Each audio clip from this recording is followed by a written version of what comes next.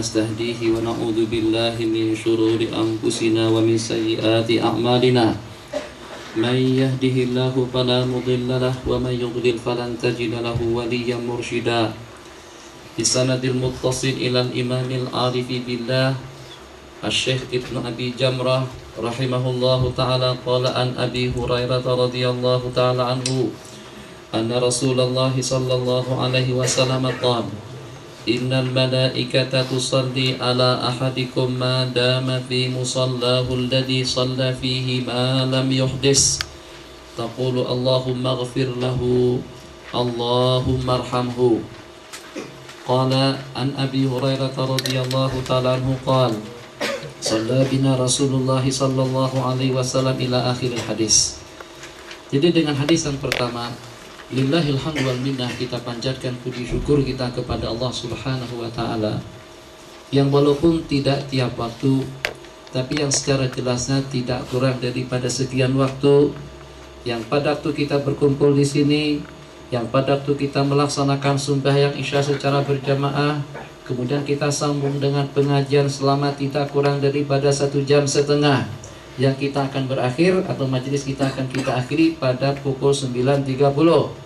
Jadi saat ketika dengan kita seusai sembahyang jamaah kita laksanakan di sana, dengan sembahyang jamaah yang kita laksanakan di sini, yang kita laksanakan di masjid, yang kita laksanakan di surau-surau, tidakkah dengan kita akan duduk sejenak untuk kita berzikir, untuk kita berdoa, untuk kita bermunajat kepada Allah Subhanahu wa taala. Selama kita duduk di musalla, selama kita duduk di tempat sembahyang kita, di mihrab ibadah kita, selama itu juga dengan para malaikat akan mendoakan kita.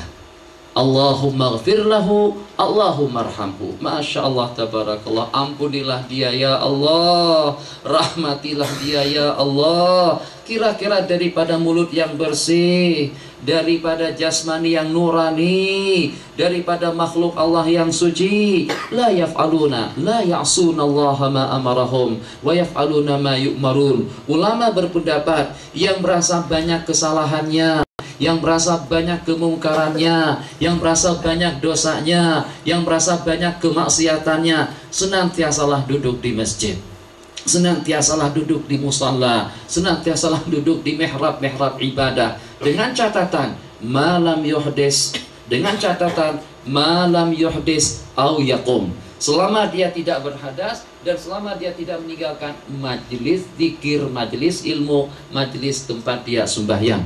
Jadi kalau seandainya selepas dia sembahyang, Assalamualaikum warahmatullah, Assalamualaikum warahmatullah, kentut misalnya, ketut macam itu, kata malaikat tak payahlah, adalah kita naik cari tempat yang lain. Malaikat akan bersurai, malaikat akan meninggalkan kita, malaikat akan senantiasa bersama kita. Kalau Anda saya tidak yakin, kalau kita tidak yakin malaikat menyertai kita selepas kita sembahyang, siapa yang yakin? Apakah yang tak pernah mengaji?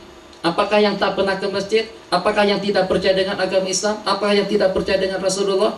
Kalau kita tidak tanamkan keyakinan kita waktu kita di mihrab sembahyang kita bersama para malaikat, rasa-rasanya rasa masih bimbang, rasa masih bimbang keadaannya.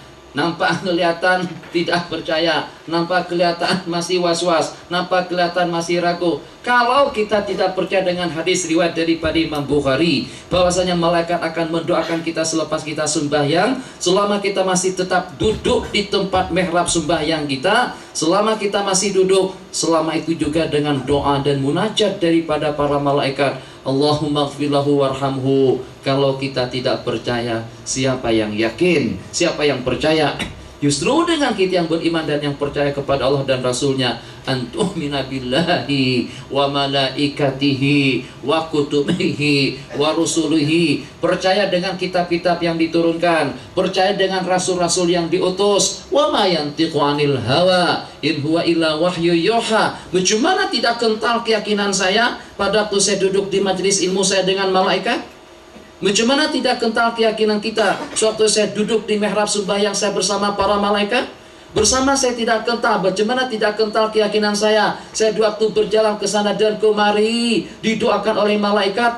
Innal malaikata la tadau ajnihataha li talibil ilmi ridam bima yasna. Jadi kesimpulannya, cobalah raikan majelis, cobalah raikan tempat, cobalah raikan teman, cobalah raikan agama, cobalah raikan sunnah, yang kalau pada waktu kita sedang bersama para malaikat-malaikat Allah, jaga diri, kawal hati, khususnya pada waktu kita di masjid, pada waktu kita di majelis ilmu, pada waktu kita di majelis zikir, sebab al-malaikatu jalisuhum, malaikat yang bersama mereka, Masya Allah, tabarakallah, tidak ada yang lebih menyeronokkan daripada waktu atau dengan detik-detik waktu kita bersama kekasih-kekasih Allah subhanahu wa ta'ala. Jangan terlalu panjang. Hadir an Abi Hurairah radhiyallahu ta'ala anhu, silakan.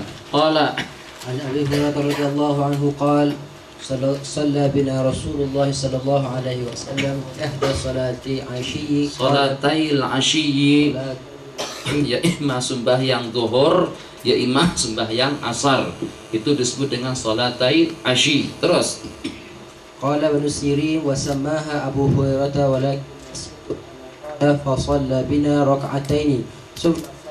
Jadi selepas Nabi kita sembahyang 2 rakaat, kita mengenal pasti sembahyang al-asyi, isya 4 rakaat, asar 4 rakaat, zuhur 4 rakaat. Sembahyang yang Nabi kita laksanakan pada waktu itu adalah salah satu daripada 2 sembahyang, ya imma zuhur, ya imma asar. Setelah Nabi kita sembahyang 2 rakaat, ternyata Nabi kita salam, bangkit berdiri dan menyendar di sebuah kayu atau dengan tunggul yang ada di belakang. Fattaka. Taka ini tidak ada itika di sini. Fattaka. Itu terlalu tinggi. Taka'ah, itu Nabi kita. Nabi kita kalau duduk akan menyandar ke sebelah kiri. Ini juga perkara yang elok kita ikuti. Jadi imam kita menyandar ke sebelah kanan, imam kita menyandar sebelah kiri. Jadi dengan kursi di pejabat kita, kursi di rumah kita, ada tempat peletakan tangan sebelah kanan, ada tempat meletakkan tangan sebelah kiri. Eloknya dengan kita menyandar dengan meletakkan siku ke sebelah kiri, dapat pahala sunat daripada Nabi, atau mengamalkan salah satu daripada sunnah Nabi. Jadi Nabi kita selepas sembahyang tadi terus menyendar, duduk santai atau relek saja di belakang masjid, yang pada itu dengan sahabat Nabi kita jadi risau. Sembahyang zuhur atau asar 4 rakaat, kenapa Nabi kita salam selepas 2 rakaat? Yang akhirnya Abu Bakar diam, Abu Bakar tak berani duduk, tak berani tanya. Umar pun juga menunduk. Umar yang paling berani tadi itu di hadapan Rasulullah, ka'anna tayra ala ra'sih, seakan-akan burung hinggap di kepala beliau. Jadi kata Abu Bakar, yang paling nikmat dalam kehidupan itu adalah satu, duduk bersama Rasulullah. Kemudian yang kedua, memandang wajah Rasulullah. Kemudian yang ketiga, bersalawat kepada Rasulullah. Itu saja yang paling ku nikmati. Jadi kata baginda Umar, yang paling nikmat dalam hidupku, hidup bersama dengan Rasulullah, hidup berteman dengan Abu Bakar, dan juga dengan melaksanakan salat tahajud di waktu malam. Masing-masing punya kegemaran. Jadi ala kulli hal, yang kita inginkan dengan hadis yang kita riwayatkan di sini, selepas Nabi kita sembahyang 2 rakaat, Nabi kita salam. Sahabat-sahabat Nabi yang disebut dengan kibarus sahabat tidak ada yang komen. Yang pada waktu itu bangkit salah seorang sahabat Nabi yang disebut dengan Dzul Yadaini. Qala fattaka 'alaiha ka'annahu ghadban. Nabi kita menyendar sepertinya sedang marah, meletakkan tangan kanan beliau alal yusra, tangan kanan ke atas tangan kiri, wa syabbaka baina asabi'ihi. Apa syabbaka bahasa Malaysia? Menghilang, menghilangkan antara jari-jari tangan beliau, wa wada'akhadahul aiman, dan meletakkan pipi ke sebelah kanan ala zahri kafihil yusra, wa kharajat as-sara'anu min abwabil masjid. As-sara'an mungkin barangkali semacam kita begitu imam salam, assalamualaikum warahmatullah, assalamualaikum warahmatullah, itu maknanya sara'anun nas. Jadi yang begitu selesai sembahyang langsung balik. Wirid tak ada, zikir tak ada, doa tak ada, munajat tak ada. Begitu salam, assalamualaikum warahmatullah, lari. Belum salam yang kedua lagi sudah balik. Sampai tak kecukupan pintu gerbang, sampai tak boleh keluar dari pintu gerbang karena terlalu banyak yang keluar. Seperti dengan seseorang keluar daripada pintu gerbang panggung wayang, rebut-rebutan. Itu yang kita tengok kadang-kadang di sebuah masjid. Kenapa terburu-buru? Kejar-kejar pukul 8. Masya Allah, tabarakallah. Insya Allah, yang kalau pada waktu hak agama, urusan agama, urusan akhirat itu terpenuhi dengan baik, hak-hak kita dengan negara, hak-hak kita dengan rakyat dan politik pun juga akan disempurnakan Allah. Dengan tidak menyanjung dan tidak memuji, tapi dengan penuh kebanggaan kita sebut, ada dengan sebagian daripada pemimpin kita. Begitu dia masuk ke pejabatnya, sebelum dia dengan urusan pejabat, sebelum dia dengan urusan rakyat, sebelum dia dengan urusan pemerintah, sebelum dia dengan urusan yang berurusan, terlebih dahulu dimulai detik-detik waktunya dengan melaksanakan sembahyang duha 2 atau 4 rakaat. Salut dan kagum kita dengan sikap yang semacam itu. Kenapa umat Islam tidak mengamalkan cara yang sedemikian? Memohon hidayah kepada Allah, yang kalau pada waktu kita di pejabat kita, yang kalau pada waktu kita di maktab kita, yang kalau pada waktu kita dengan urusan kita, senantiasa mendapatkan bimbingan daripada yang satu, ihdinas siratal mustaqim. Teruskan. Qala وقالوا أقصرت الصلاة وفي قوم أبو بكر وعمر وهابه أن يكلمه وفي قوم رجل في يديه طول يقال. Tolnya tangan sahabat Nabi tadi itu kalau dia berdiri, tangannya tuh boleh sampai ke lantai. Panjang kan? Panjang enggak? Kalau kita berdiri macam itu, kalau kita berdiri, tangan kita tidak akan tersentuh ke lantai. Dia tidak. Yang walaupun dia berdiri, tangan dia masih boleh pegang lantai. Dia berdiri, tangannya masih terulur ke bawah. Panjang tangan, bukan dengan istilah kita. Panjang tangan istilah kita pencuri. Sementara dengan sahabat Nabi yang dikenal dengan khirbak, Dzul Yadai tadi itu, dia yang memberanikan diri. Jadi pada Abu Bakar, wafil qaumi Abu Bakrin, diam. Wafil qaumi Umar, diam. Semuanya segaan, semuanya takut. Sementara yang tidak ambil berat, masalah semacam itu dia ada balik. Sera'anun nas, daripada surah, cepat, segera. Yang bersegera pulang balik. Tidak tahu permasalahan apa saja, entah itu dikasar, entah itu Nabi kita lupa, Nabi kita tak ingat, atau macam mana, dia tidak hirau dan juga tidak peduli. Sementara dengan Dzul Yadain yang memberanikan diri untuk bertanya di hadapan Rasulullah, ya Rasulullah, anasita am qasuratis shalah? Apakah baginda kelupaan atau sembahyang sudah jadi dikasar 2 rakaat? Nabi kita bersabda, lupa tidak, dikasar pun juga tidak. Faqala, tapi tak yakin lagi. Jadi kata Nabi kita, asadaka Dzul Yadain? Betulkah apa yang dikatakan oleh si khirbak tadi itu? Namanya khirbak. Kalau udah krisis nama, bagi nama anak khirbak.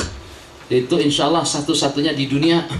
Tak ada orang nama seperti nama anak kita, khirbak. Jadi kalau seandainya agak ingin yang lebih asing lagi, bagi nama anak, Abu Nawas. Seperti kasidah yang kita baca tadi itu. Ilaihi lastu lil firdausi ahla wala aqwa wala nadil jahimi. Fahab li taubatan waghfir dzunubi fa innal ghafirudz dzambil azimi. Itu dibaca 5 kali pada tiap selepas melaksanakan sembahyang Jumat, yang dengan pahalanya pun juga cukup lumayan atau juga luar biasa. Akan tetapi bagaimanapun dengan nasyid tersebut itu sanadnya muttasil sampai kepada Abu Nawas.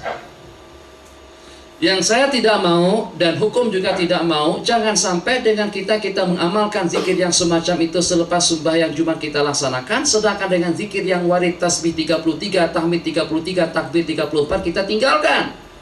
Di kampung-kampung tak mau meninggalkan wirid yang semacam tadi itu. Ilahi lastu lil firdausi ahla wala aqwa ala naril jahimi. Fahab li taubatan waghfir dzunubi fa innal ghafirudz dzambil azimi. Dipimpin oleh tuan gurunya langsung sebanyak 5 kali. Datang Muhammadiyah, datang Wahabiyah, datang Salafiyah, ini tak ada dalil. Ini syaratnya dhaif. Ini syaratnya kepada Abu Nawas. Kenapa dengan kita beramal dengan yang syaratnya sampai kepada Abu Nawas, sedangkan dengan silsilah syarat yang sampai kepada Rasulullah kita tinggalkan? Bukannya tidak boleh, bukannya dilarang dan diharamkan, akan tetapi ada yang namanya lebih aula, ada yang namanya lebih patut dan juga lebih tepat. Yang kalau pada waktu dengan kita, salawat yang tadi kita baca dari Abu Nawas kita amalkan, dan sekaligus ayat kursi jangan ditinggalkan selepas sembahyang. tasbih, tahmid, takbir jangan ditinggalkan selepas sembahyang, sebab itu dengan sanadnya sampai kepada Rasulullah sallallahu alaihi wasallam. Nabi kita bertanya kembali, akama yaqulu Dzul Yadaini, apakah sebagaimana yang dikatakan oleh Dzul Yadain? Mereka mengatakan iya. Nabi kita tampil ke depan, terus Nabi kita menyempurnakan sembahyang dengan iringan Allahu Akbar, sujud sebagaimana pada waktu sujud, berdiri sebagaimana pada waktu berdiri, atau dengan hitungan waktu lebih panjang. Kemudian Nabi kita mengangkat kepala daripada rukuk yang ketiga, Nabi kita takbir, Nabi kita sujud sebagaimana sujud pada waktu Nabi kita sujud atau lebih panjang. Wa kabbara farubbama sa'aluhu summa sallam. Selepas lengkap hitungan sembahyang 4 rakaat baru Nabi kita salam. Fayaqulu nubbitu ana Imran bin Husainin qala summa sallam. Ini riwayat tambahan saja, tidak menceritakan tentang hakikat yang disebutkan di atas. Dengan perbedaan riwayat, selepas Nabi kita mengakhiri tasyahud, Nabi kita sujud 2 rakaat yang kita sebut dengan sujud sahwi. Artinya apa? Artinya kalau kebetulan kita ngelamun, Ustaz hari ini cerita banyak yang berkenaan dengan kawin saja, kawin, mahar. Akhirnya kita sampai terbawa-bawa benda tadi di waktu sembahyang. At-tahiyyat mubarakatuh salawatu thayyibatu lillah. Orang Terengganu, orang Kelantan, ya. Kedua-duanya cantik dan menawan. Astagfirullah. Fil alamin innaka hamidum majid. Terus dia sedar. Ini yang fil alamin innaka hamidum majid ini rakaat yang keberapa nih? Nah, itu ceritanya mengelamun waktu sembahyang. Malaikat tak akan ingatkan kita yang lengah dan lalai pada waktu itu. Disebabkan karena kita melamun. Sering, ya pernah. Kalau tak sering pun pernah kita melamun waktu sembahyang. Yang sehingga dengan kita jadi bingung. Syukur kita sembahyang berjamaah. Kalau tanpa imam kita tak tahu berapa hitungan. Tapi saat ketika ada imam, alhamdulillah, menumpang dengan imam lah. Pokoknya insya Allah betul lah hitungannya. Insya Allah tak kurang. Kata imam, kesian ente. Ya jangan dikatakan kesian Tuan Imam. Kalau Tuan Imam tak sanggup untuk menjamin saya dan tak sanggup untuk bertanggung jawab, jangan jadi imam. Nabi kita bersabda, al-muazzinu mu'tamanun wal imamu dhamin. Muazzin orang yang jujur, imam sebagai penjamin atas kekurangan dan kelengahan daripada makmum di belakang. Kalaulah terjadi yang semacam itu, kita nih baca tasyahud, duduk kita pun juga jika bimbang. Ada kita saksikan yang pada tasyahud pertama dia duduk dengan tawarruk, dia bukan duduk intirak, tawarruk. Kemudian pada saat itu hatinya jadi was-was. Mendingan kalau yang setakat was-was saja, dia ada salam, assalamualaikum warahmatullah, assalamualaikum warahmatullah, astaghfirullahalazim, astaghfirullahalazim, astaghfirullahalazim, la ilaha illallah, al-fatihah, sallallahu alaihi wasallam, Muhammad wa alihi wasallam, alhamdulillah. Datang setan, kata setan, enaknya berdoa, sembahyangnya saja masih belum cukup, terus sudah peranjat. Betul kan? Syukur kalau setan kita menasihati yang semacam itu.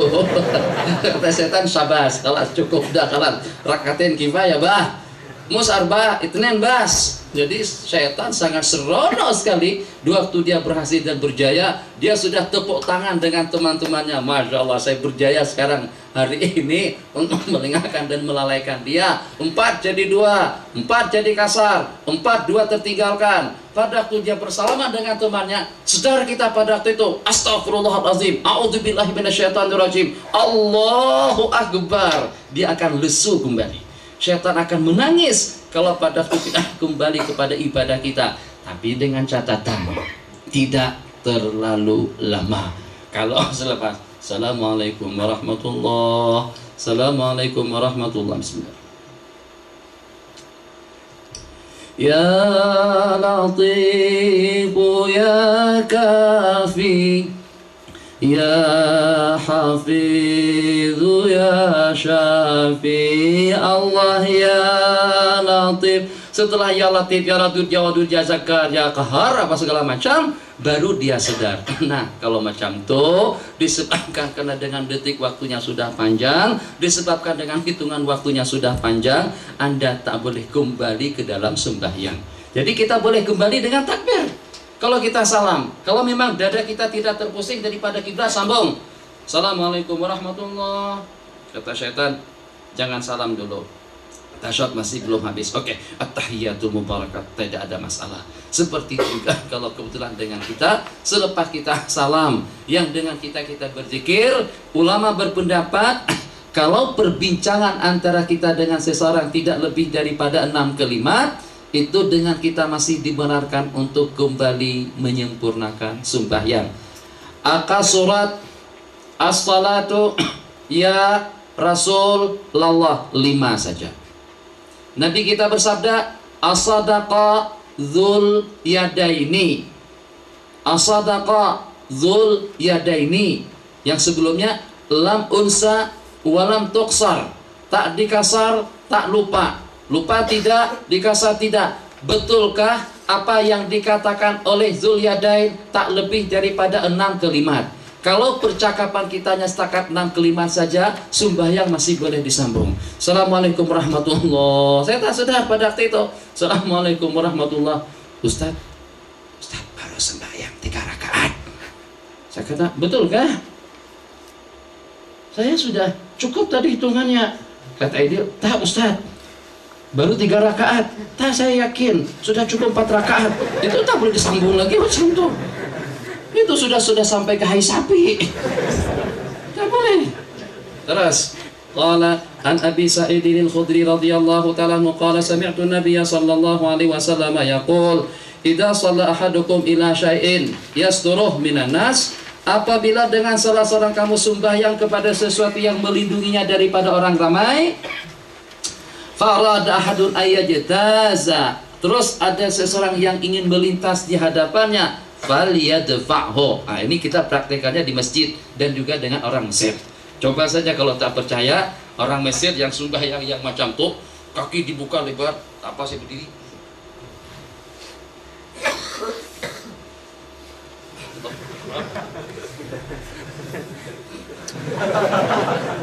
Jadi polis lalu lintas. Tak begitu ya akhi, kalau buka lebar-lebar macam tuh, setan masuk ke dalam kangkang dia. Itu boleh 3-4 setan masuk ke situ. Jangan dikira setan itu bodoh. Setan juga tengok di mana ada tempat, dia akan masuk ke sana.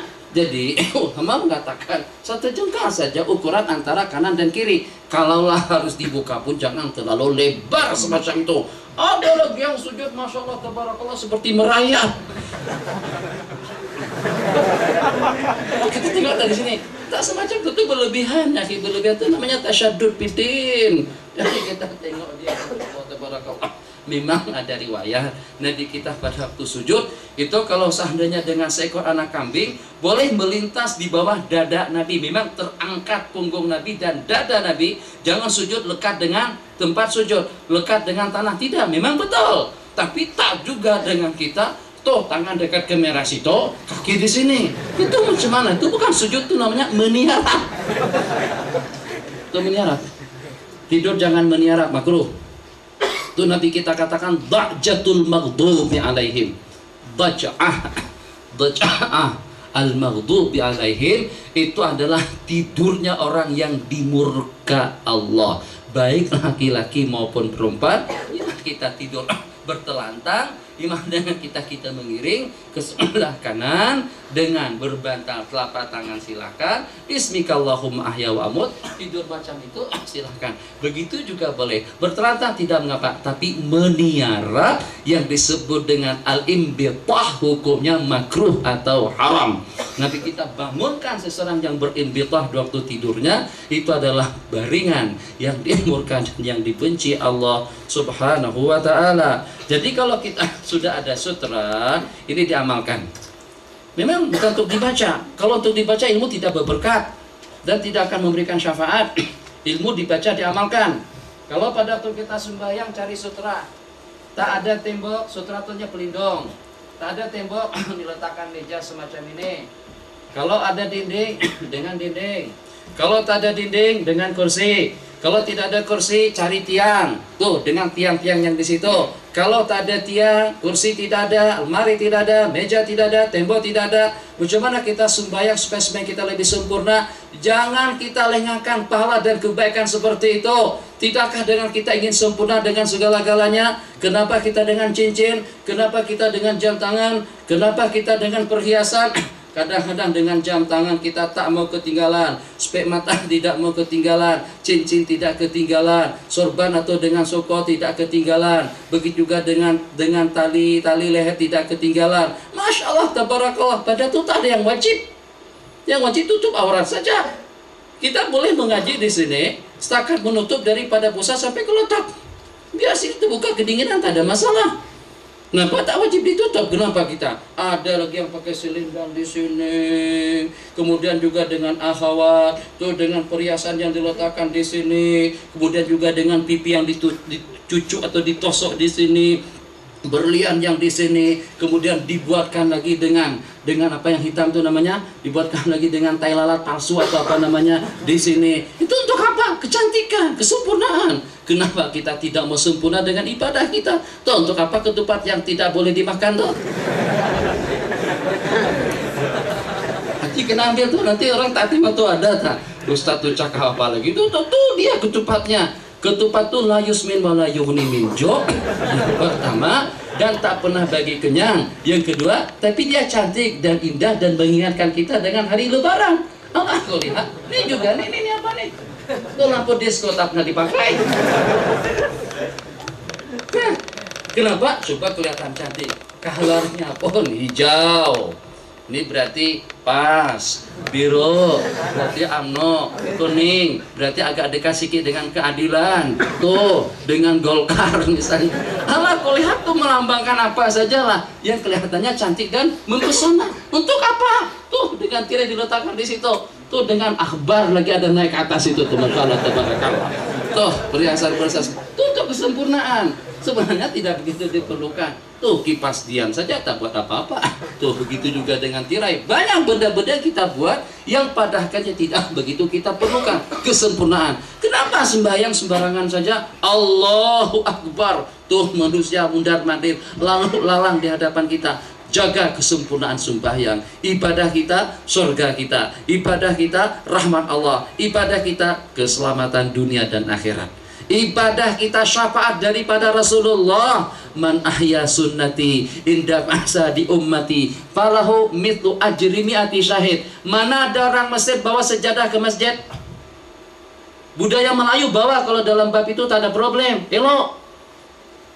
Yang paling tidak pada tuh kita sembahyang sunat, kita berlindung dengan sutra, seumpama tembok, seumpama tiang, sampai-sampai ada petugas khas daripada Nabi, itulah yang bernama Abdullah ibnu Mas'ud, yang membawakan qadhif, tongkat besi, yang kalau pada tuh Nabi kita sembahyang akan didirikan tongkat tersebut untuk menjadi sebagai pelindung sutra Rasulullah sallallahu alaihi wasallam. Itu namanya sutratul musalli.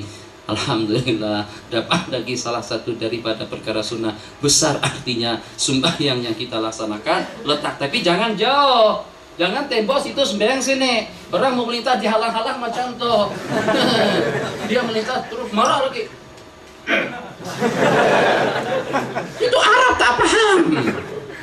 Yang semacam itu kita akan halang kalau memang kita dekat dengan pelindung kita. Kalau jauh tak boleh kaca orang yang melintas. Salah kamu, kenapa kamu tidak mendekatkan diri dengan tembok atau tidak membagikan alamat di hadapan? Qala yasturhu minan nas fa idza arada ayajtaza baina yadayhi, apabila ada seseorang ingin melintas dari hadapannya, falyadfa'hu, hendaklah dia menolaknya. Fa in aba, kalau dia enggan, falyuqatilhu, tumbuk dan tampar dia. Ini mau berkelahi kamu sembahyang kah? Fa innama huwa syaitan, sebab dia itu adalah syaitan.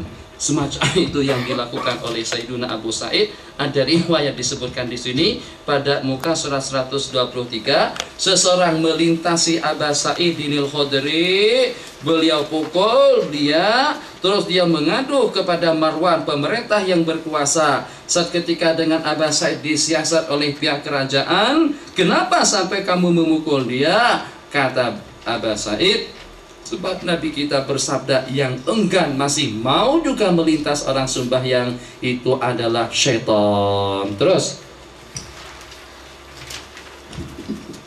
Huzaifah radhiyallahu anhu qala Rasulullah sallallahu alaihi wasallam, fitnatul rajuli fi ahlihi wa malihi wa walidihi wa jarihi وتكفرها الصلاة والصوم والصدقة والأمر والنهي. Qala Rasulullah sallallahu alaihi wasallam fitnatur rajuli fi ahli. Yang dimaksudkan dengan fitnah di sini kelengahan kita, kelalaian kita hanyut dan larut, yang kadang-kadang sembahyang tertinggalkan, yang kadang-kadang saya maksud yang kadang-kadang dengan sembahyang tertinggalkan daripada awal waktunya, yang kadang-kadang dengan kita ta'dan untuk kita menyahut azan, yang kadang-kadang dengan kita sibuk dengan urusan kita, disebabkan karena anak, disebabkan karena keluarga, disebabkan karena rakyat, akhirnya ada ketaksiran kita dengan agama, ketaksiran kita dengan ibadah. Yang sepatutnya kita di masjid ternyata masbuk tiap hari, yang sepatutnya dengan kita dengan zikir ternyata tertinggalkan tiap hari. Itu namanya fitnatur rajuli fi ahlihi wa malihi wa waladihi wa jarihi. Keterlanjuran kita secara tidak disengaja, keterbabitan kita secara tidak dikehendaki, itu akan terhapus kesan buruknya dengan sembahyang, dengan puasa, dengan sedekah, amar ma'ruf, nahi anil munkar. Maksudnya apa saja? Tuh dengan ibu kandung kita. Ingat ibu kandung kita macam mana. Coba dengan kita menatap muka ibu bapak kita yang sudah keriputan, yang sudah tua, tapi tetap dengan iringan doa kepada kita yang sudah dewasa, dengan iringan doa setelah kita besar, dengan iringan doa waktu kita di luar negeri. Kenang mereka, ingat jasa baik mereka, sanggup mereka untuk melakukan apa saja, terjual tanah untuk memberangkatkan kita kemari, banting tulang untuk memberikan duit kepada kita. Ya Allah ya Arhamar Rahimin, dengan pengorbanan daripada mereka. Nah, kadang-kadang kita perhatikan mungkin waktu mengasuh anak, mungkin pada waktu menggendongnya, tanpa disadari dia kepercikan najis. Nah, itu macam mana hukumnya? Kalau pada waktu dengan ibu kandung kita sembahyang tanpa dia sadari ada najis yang mengkotori anggota tubuhnya, tukaffiruhas salatu was sadaqatu wal amru bil ma'ruf wan nahyu anil munkar. Artinya kelengahan dan kelalaian seseorang tadi itu akan terhapus kesannya dengan perantaran amal ibadah yang kita laksanakan. Wa atbi'is sayyi'atal hasanata tamhuha wa khaliqin nasa bi khuluqin hasanin. Terus qala dua cerita di dalam 127. Yang pertama, cerita yang sudah saya ceritakan tidak mengapa, sekedar untuk maklumat dan penting kita tahu. Ruwiya an Umar annahu akhbara annahu ukhbira ar-rajulin bil fahsya, artinya berbuat zina. Diriwayatkan bahwasanya Sayyidina Umar mendapatkan informasi seorang laki-laki terlibat melakukan perbuatan haram. Fatasawwara alaihi, maka dengan Sayyidina Umar menaiki tembok dari pagar rumah beliau naik. Ainazala alaihi minal haid fara'ahu, maka Umar saksikan laki-laki tadi itu melakukan perbuatan mungkar. Umar langsung berteriak, diterakin dibentak-bentak oleh beliau. Faqala ar-rajulu ya amiral mu'minin, Hang memang sebagai khalifah yang berkuasa, tapi dengan cara pensiasatan semacam itu tidak betul.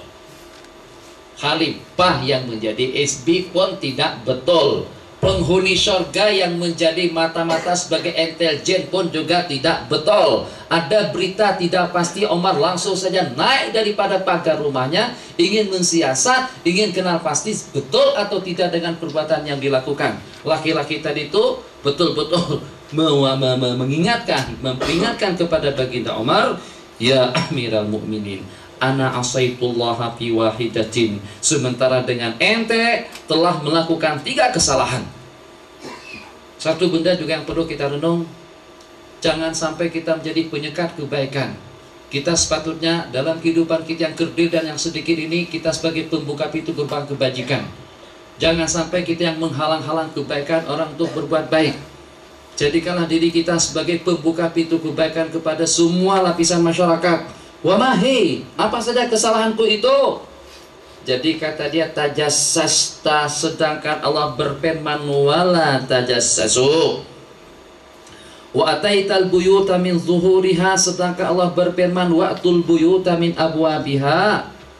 Dan masuk ke rumahku tanpa izin, sedangkan Allah memerintahkan Anda minta izin dan memberikan salam kepadaku. Umar berkata, sadaqta, dan aku minta maaf. Coba ada tak dengan pemimpin yang minta maaf pada waktu terlanjur dengan perbuatan? terlibat dengan satu perkara yang tidak betul saat ketika menindak rakyat dia sendiri. Kedua, seorang laki-laki waqa'a syakhsan fa'ala ma'al ma'mumil amra wa nahya bi ghilzatin wa syiddah. Marah-marah, dibentak-bentak pihak-pihak kerajaan. Ya, yang namanya manusia wajar salah. Saya juga salah, Anda juga boleh salah, semuanya boleh berbuat kesalahan. Di waktu dia bernasihat, dia mengamuk di hadapan khalifah. Ini buat kesalahan, kejam dan keras sekali dengan nasihatnya. Ini bukan ceramah politik, tapi menasihati pihak yang berkuasa secara lantang dan keras, secara berterang-terangan. Jadi pada waktu itu kata Ma'mun, khalifah yang dinasihati, ya haza, aku tidak berarti, sesungguhnya tidak berarti dengan dosa kesalahan yang kulakukan itu lebih besar daripada dosa kesalahannya Fir'aun. Aku tidak berarti lebih jahat daripada Fir'aun yang mengaku sebagai Tuhan, dan hang tidak berarti lebih mulia daripada Musa dan Harun alaihi wassalam.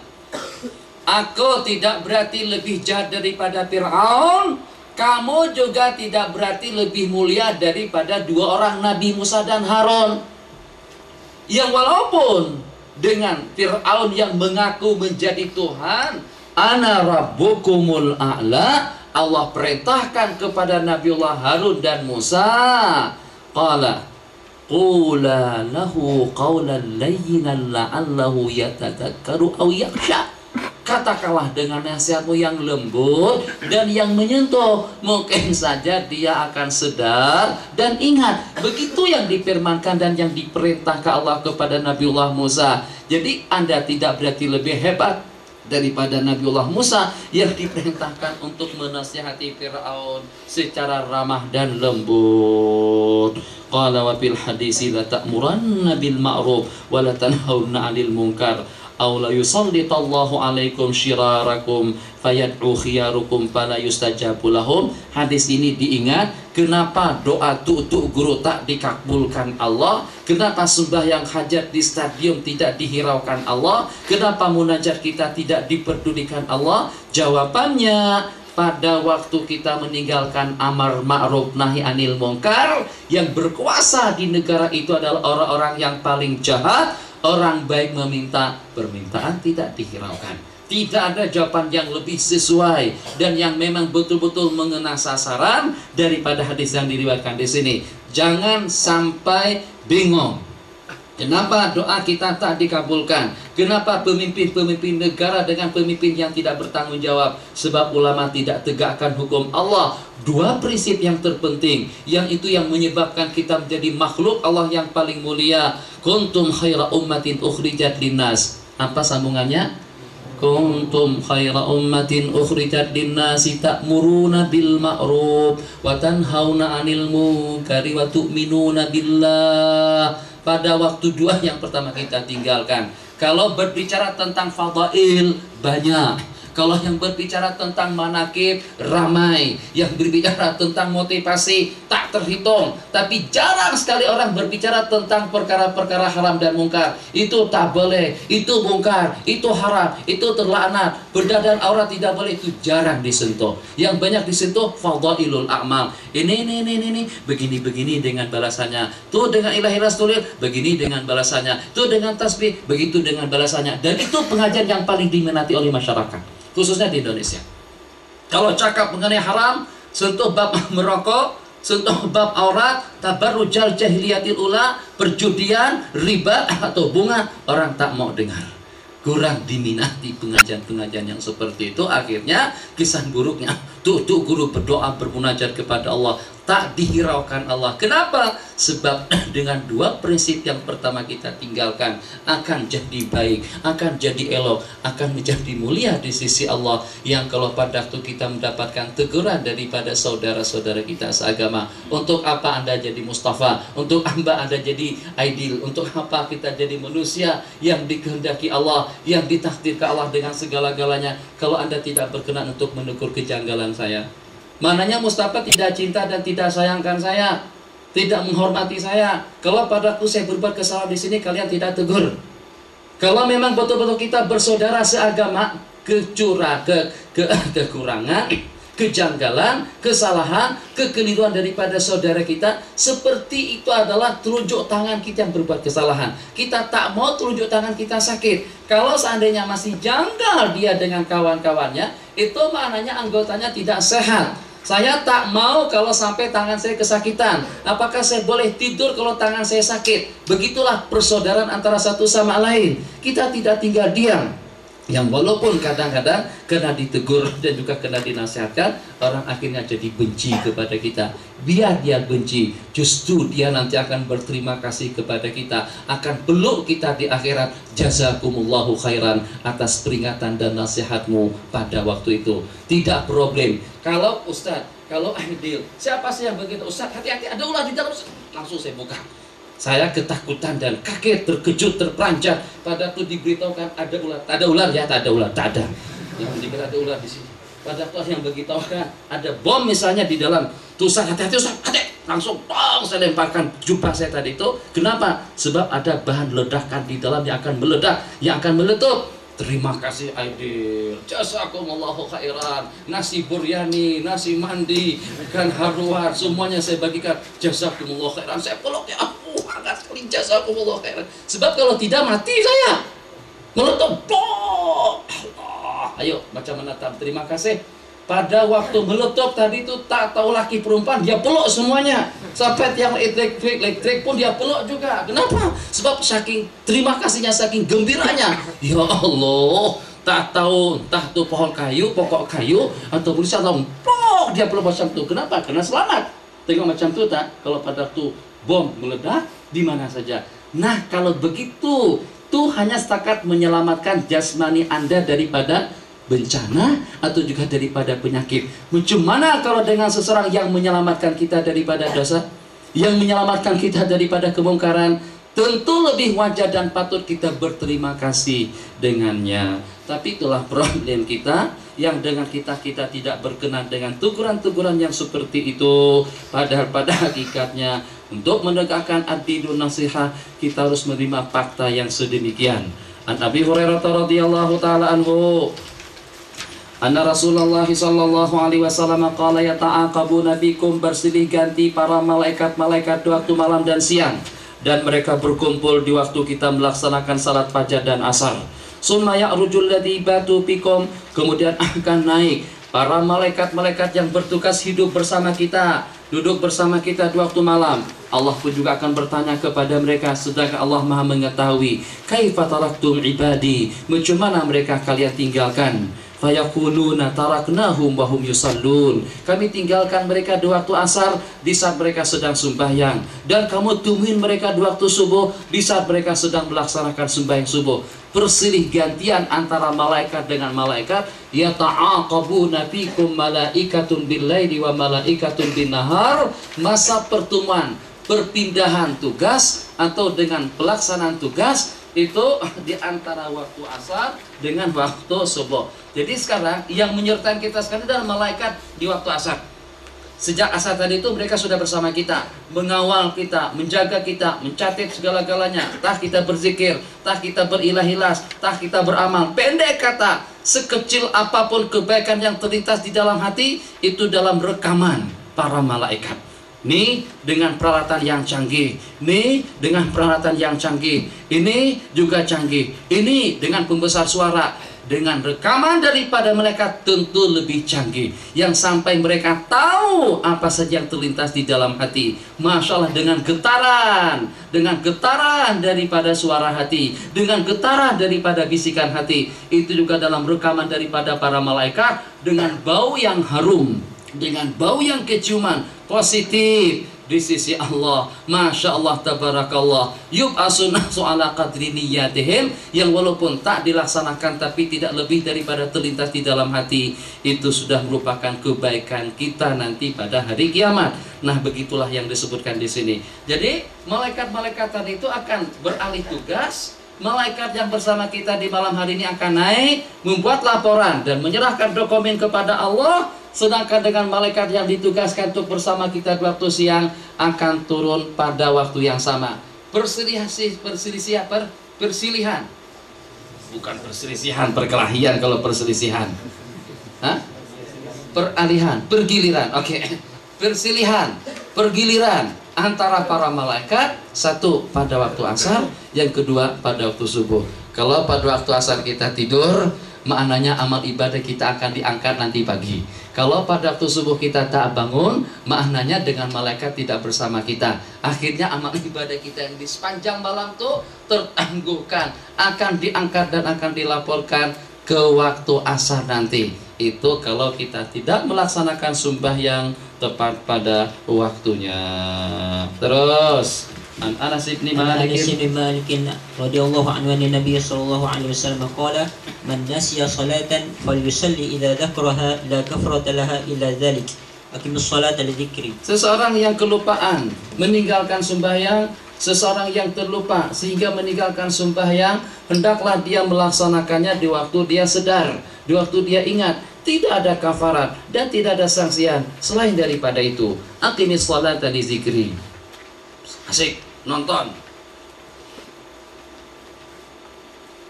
Pemain-pemain dari Mesir, Majdi Abdul Ghani, Usam Hasan, Tahir Zaid, Tahir Abu Zaid, Adil Imam, itu bukan pemain bola itu. Samir Ghanim. Allah kulihat karena asik menonton, asik bersukan, asik dengan hiburan, asik dengan apa saja. Ya jelas kalau dengan hiburan dan menonton hukumnya haram. Tapi kalau kita asik belajar, baca zikir, la ilaha illallah, la ilaha illallah, la ilaha illallah, la ilaha illallah, Allah, Allah, Allah, Allah, Allah, Allah, 13 juta kali. Allah, Allah, Allah, Allah, Allah, Allah, Allah, Allah, Allah. Memang kalau boleh kita berzikir sebanyak itu, insya Allah anwar akan memancar. Ya Nabiul Hikam akan memancar daripada benak hati kita. Kita kurang zikir. Zikir sedikit saja. Subhanallah walhamdulillah wa la ilaha illallah wallahu akbar. Subhanallah walhamdulillah wa la ilaha illallah wallahu akbar. Ikhwat dan akhwat, jangan lupa zikir selepas sembahyang subuh, selepas sembahyang asar, di sepanjang waktu. Jangan lupa tasbihat yang 33, jangan lupa istighfar yang 100 kali, jangan lupa dengan subhanallahi wa bihamdihi. Tak kurang daripada 100 kali. Nanti kita katakan tak ada orang yang paling afdal daripadanya nanti pada hari kiamat, kecuali kalau dengan seseorang yang membaca subhanallahi wa bihamdihi lebih banyak daripadanya. Kalau boleh jangan kurang daripada sejam saja. Apa? Itu sambil merokok pun boleh bertasbih. Walaupun merokok hukumnya haram. Tak ada lagi pendapat yang mengatakan makruh. Buka saja, dan sudah kita diskusikan tempo hari. Buka CD-nya, buka kitabnya, pelajari fatwa dan pendapat daripada ulama. Fatwa daripada Mufti Syekh Nasar Farid Wasil Nasar Farid, dikatakan itu merokok haram. Yang memproduknya, yang menanamnya, yang menjualnya, yang mengedarkannya, yang terlibat dengan cara macam manapun, hukumnya terlibat dengan satu perbuatan haram. Jadi resikonya macam mana? Resikonya pikirkan sendirilah la kulli hal. Jadi walaupun Tuan Guru Ni Abdul Aziz sudah bercadang untuk menggantikan tembakau dengan sayur menyayur, tetap saja tidak tergantikan yang ditanam oleh masyarakat di Kelantan. Di Bajo itu tembakau, masya Allah, tabarakallah, banyak sekali. Jadi tak usah ke situ lah. Pokoknya tembakau, merokok di antara daripada asbab musabbabat yang kalau menurut pengamatan sejumlah sekian daripada ulama, bukan hanya kesannya dengan penyakit, tapi juga dia mengatakan man lam yatub khifa alaihi su'ul khatimah. Yang tidak bertobat dikhawatirkan dia mati dengan su'ul khatimah. Cerita tambahan daripada Syekh Hasan Masyad, kata beliau, aku diberitahukan pernah ada orang korek kubur orang yang merokok, itu dia terputar jasadnya daripada kiblat. Cukuplah dengan kita. Pokoknya boleh tak boleh, pendapat yang mengatakan haram tidak terhitung. Apalagi kalau dengan kita sudah membuktikan kesannya kepada kesehatan, kesannya kepada ekonomi, kesannya kepada hutan, kesannya kepada lingkungan, sampai mempengaruhi kepada janin dalam kandungan. Janin dalam kandungan, kalau ibu bapaknya merokok, kalau dia bersama orang yang merokok, itu dengan timbangannya akan berkurang. Dan kemungkinan akan mati selepas dilahirkan itu sampai 70%. Disebabkan kena dengan nikotin yang selalu terhirup dengan ibu kandungnya. Cukup. Qala Disebabkan karena asik-asik tadi itu, akhirnya tertinggalkan sembahyang. Ingat, kerjakan sembahyang pada waktu itu. Wa an Abdurrahman ibn Abi Sa'sa'at al-Ansari, ada nama Sa'sa'ah. Ya ghulam, sammainaka bima sammaka Allahu fil azal. Hei budak, ini di Indonesia macam tu orang tasmiah. Malaysia tak ada tasmiah. Ada. Buat kenduri khusus, kenduri khas, sembelih kambing, bubur nama anak. Baca, Inna Allah astafa Adam wa Nuha wa ala Ibrahim ila akhiril ayat, sampai kepada falamma dakhala 'alaiha al-mihrab wajada 'indaha rizqa. Qala ya Maryamu anna laki hada? Qalat huwa min 'indillah. Inna Allah yarzuqu man yasha'u bighairi hisab. Shadaqallahul azim. Jadi anak tadi itu nih betul tak betul, insyaallah tidak salah. Dibawa diserahkan kepada tu guru. Jadi tu guru bagi nama, buku nama dia. Ya ghulam, sammainaka bima sammaka Allah. Hai budak, kami bagikan nama kepada kamu sebagaimana nama yang dipilihkan Allah. Sa'sa'ah Al-Ansari bin Haji Abdul Jabbar. Itu mantap. Tak ada di Malaysia nama Sa'sa'ah. Kalau ada, Siti ada, Hasli ada, Liza ada, Rek Martel ada, Repleno ada, Hogen belum ada. Kalau An Abi Sa'sa'ah bagus juga. Al-Mazini an Abi anu akbaru an Aba Sa'idin al-Khudri radhiyallahu ta'ala nuqal. Jadi Aba Sa'id bercerita, innaka tuhibbul ghanama wal badiyata, ku perhatikan Anda senantiasa berada di dusunmu dan senantiasa hidup dengan kambing dan binatang ternakmu. Fa idza kunta fi ghanamik, kalau pada waktu kamu bersama kambingmu. Coba bayangin, pada waktu bersama kambing disuruh azan. Kita sekarang kadang-kadang ini di Malaysia, ini tolong dirubah. Saya sudah rubah sudah di Masjid Taman Huda, dan saya sudah rubah di Masjid Sultanah Bahiyah, yang walaupun kadang-kadang hanyut dan larut juga. Karena kita buat pengajian kadang-kadang melacak sedikit daripada waktu Isya. Di sana kalau sudah selesai pengajian, Allahu Akbar, Allahu Akbar, asyhadu an la ilaha illallah, asyhadu anna Muhammadar Rasulullah, langsung qamat. Azan tak ada. Azan itu adalah salah satu daripada syiar Islam yang kalau pada waktu kita tinggalkan, pihak pemerintah Islam boleh memerangi kita. Itu kedudukan azan. Kalau seandainya azan dikumandangkan, Nabi kita tak jadi serang. Nabi kita tidak akan menyerang kecuali pada waktu pagi. Masuk negara tertentu akan dilancarkan serangan, Nabi kita kata tunggu dulu. Kalau azan dikumandangkan dari kampung sini, berarti dengan mereka akan selamat. Tapi kalau tak kedengaran azan dikumandangkan, mereka akan diserang. Itu peranan azan dalam kehidupan manusia. Sampai dikatakan kalau syiar itu tidak dihidupkan, qutilu jami'an, ahli kampung, ahli perkampungan itu akan diperangi. Yang saya maksudkan tadi itu, memasyarakat di Malaysia, saya ceramah, saya mengadakan pengajian di beberapa tempat di sana. Kalau pengajian selepas maghrib melajak sampai setengah jam daripada waktu Isya, itu dengan Bilal akan qamat saja lagi. Azan tak dikumandangkan. Lebih elok kita dengan azan daripada kita dengan pengajian. Jangan sampai pengajian menyebabkan kita terelak daripada perkara sunnah. Azan tetap kita kumandangkan. Bayangin, bukan di masjid, bukan di surau, bukan di langgar, bukan dalam suasana majlis, bersama kambing. In kunta ma'abadiyatik, in kunta ma'aghanamik, kalau pada Tuhan dengan kambingmu di dusun dan di hutan, azim fa innahu la yasma'u mada sautil muadzini insun wala jinnun illa syahidalahu yaumal qiyamah. Tak akan mendengar. Jadi kalau azan jangan, sudah saya katakan dah, Anda sudah ingat kalau saya peragakan.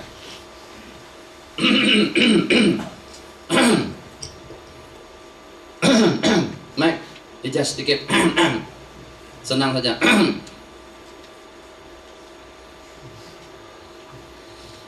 Allah.